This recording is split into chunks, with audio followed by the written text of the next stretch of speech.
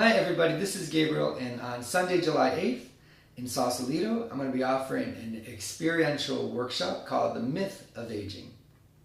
The idea of this is that there's a story that we hear, there's a story that's embedded in our culture and that we think and tell ourselves that we will advance into our teens and 20s, we will reach physical maturity, and then from that point on, there will be this steady, gradual but inevitable decline towards death.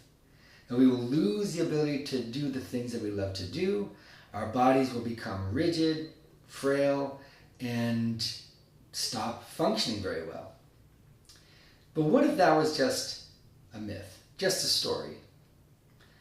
The somatic educators, Feldenkrais, Alexander, and Thomas Hanna, have discovered that through conscious, focused movement, we can use our human capacity for learning and for mindfulness to stop that mythical aging process and actually develop a different story, a story of getting better as we get older, getting better at being in our bodies, getting better at moving through space, getting more efficient with what we do, and ultimately developing greater capacities for joy, freedom of motion, and comfort in our bodies.